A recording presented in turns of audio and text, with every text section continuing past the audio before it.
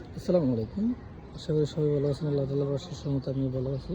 আর গতকালকে আমাদের পেজে এই প্লটেরই দুইটা ভিডিও পাবলিশ করছি। এখন আবার চলে আসলাম সেই প্লটের। গতকালকে লেআউটের কাজ কমপ্লিট করছি।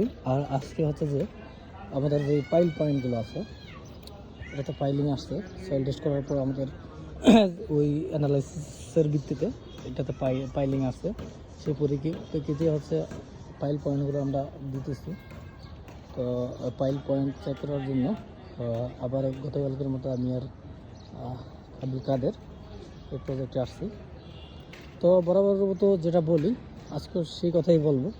সামনে ইন্ডাস্ট্রিয়াল অ্যাটাচমেন্টের যে পার্টটা 3 মাসের যেই কোর্স বা পিরিয়ড, ওটাতে হচ্ছে অনেক স্টুডেন্ট দ্বিধাদ্বন্দ্বের মধ্যে থাকে যে কে কোথায় করবে বা কোথায় হচ্ছে আপনার করলে প্রপারলি কাজগুলো শিখতে পারবে।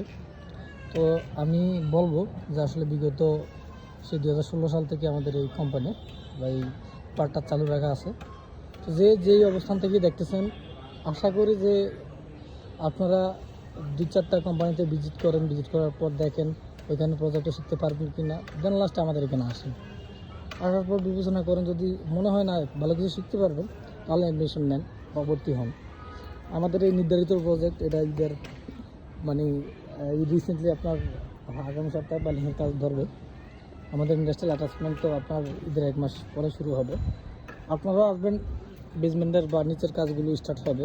আলহামদুলিল্লাহ খুব স্বাচ্ছন্দ্যভাবেই আপনার কাজগুলো দেখতে পারবেন, শিখতে পারবেন। শুধু একটাই না, আমাদের রানিং এরকম প্রজেক্ট আরও 4টা রানিং প্রজেক্ট চালু হবে।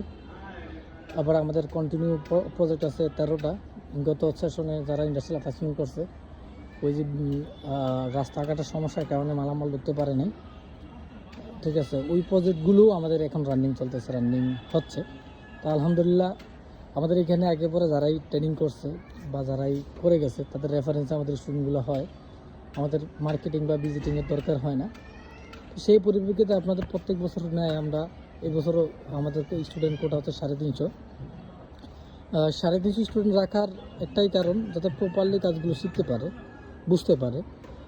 আর সেই পরিপ্রেক্ষিতে ভিডিওটা দীর্ঘায়িত করবো না, খুব দ্রুতই আবার আপনাদের সাথে সংযুক্ত হবো। সে পর্যন্ত ভালো থাকুন, সুস্থ থাকুন, আল্লাহ হাফেজ।